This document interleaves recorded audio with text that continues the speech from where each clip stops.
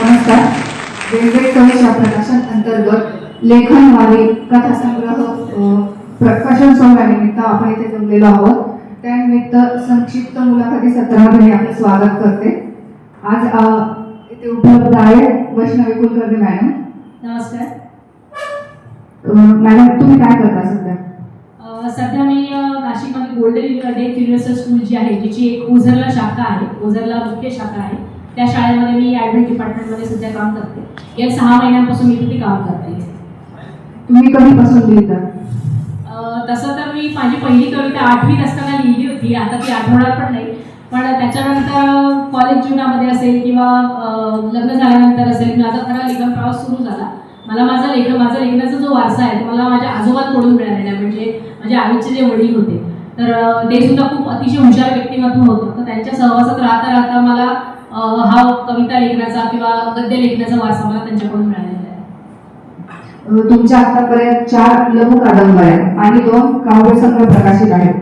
तर हल्ली पुस्तक विकत घेऊन वाचणाऱ्या वाचकांची संख्या कमी झाली असं वाटतं का तुम्हाला? निश्चितच मला हा थोडासा मी संघर्ष असं नाव देईल या गोष्टीला, की ज्या माझ्या 4 कादंबऱ्या आहेत, लघु कादंबऱ्या असतील किंवा 2 कविता संग्रह असतील, हे ऑनलाईन प्रकाशित झालं, ऑनलाईन व्यासपीठाने प्रकाशित केले. परंतु हल्ली पुस्तकं घेऊन वाचणं ही क्रेज थोडीशी कमी होत चालली आहे. तरुण पिढी असेल किंवा मध्यमवयीन पिढी असेल किंवा इव्हन म्हातारे लोक, वयोवृद्ध लोक आपण त्यांना म्हणतो, तर त्यांच्यामध्ये सुद्धा ही क्रेज थोडीशी कमी होते. कारण सोशल मीडियाचा इतका मोठा प्रभाव आपल्या सगळ्यांवर आहे की सोशल मीडियावर हवं ते हल्ली उपलब्ध होतं. मग ते पुस्तक असेल, ई बुक असेल किंवा अजून कुठले कंटेंट असतील, तर हे सोशल मीडियावर इतके मोठ्या प्रमाणात सगळीकडे पसरत आहे की हार्ड कॉपी पुस्तक विकत घेऊन ते वाचावं एवढा वेळ हल्ली कोणाला द्यायचा नाही. कारण आपणच स्वतः, म्हणजे त्याच्यामध्ये अर्थात थोड्याफार फरकाने मी पण, माझा पण समावेश आहे की माझ्या घरात तुम्ही आलात तर माझ्या घरात तुम्हाला पुस्तकांचं एक वेगळं शेल्फ जे आहे ते तुम्हाला दिसेल. पण त्यातली किती पुस्तकं मी आत्तापर्यंत पूर्ण वाचली आहेत हे मलाही सांगता येणार नाही. पुस्तकं मी वाचन सुरुवात करते, परंतु काहीतरी अडचणी येतात किंवा थोडंसं आपण मनाचा कंटाळा पण त्याला म्हणू शकतो, त्याच्यामुळे ते पुस्तक अर्धवट राहतं. ही माझी व्यथा झाली. तर तरुण पिढी असेल किंवा माझ्यापेक्षा जे वयस्कर असतील त्यांची व्यथा माझ्यापेक्षा काही वेगळी नसेल. त्याच्यामुळे पुस्तकं घेऊन वाचणं हे थोडंसं हल्लीच्या काळात कमी झालेलं आहे किंवा आपण दुरापास्तही म्हणू शकतो, दुरापास्त झालेलं आहे. एक आई, पत्नी आणि नोकरी करणारी स्त्री या सगळ्या भूमिका साकारताना तुम्हाला असं वाटतं का की लिखाण हा छंद जोपासणं आव्हानात्मक वाटतं का तुम्हाला? आव्हानात्मक असं मी म्हणणार नाही, पण थोडंसं स्वतःसाठी वेळ आपण स्वतः दिला पाहिजे. म्हणजे जे लेखक कवी असतील त्यांनी स्वतःसाठी थोडा वेळ दिला पाहिजे. संसार प्रत्येकाला आहे. इथे एक आई बसलेली आहे, एक गृहिणी आहे, एक जॉब करणारी सुद्धा स्त्री इथे बसलेली आहे. पण या सगळ्यांना वेळ देऊन थोडासा वेळ आपण स्वतःसाठी काढला पाहिजे. कारण आपण जर स्वतःवर प्रेम केलं नाही तर जग आपल्यावर प्रेम करणार नाही. आपण जर स्वतःचा सन्मान ठेवला नाही, एक लेखिका म्हणून आपण स्वतःचा सन्मान केला पाहिजे. त्याच्यामुळे थोडंसं आव्हानात्मक असं न म्हणता मी थोडं कठीण किंवा थोडंसं दुरापास्त असं त्याला म्हणू शकते.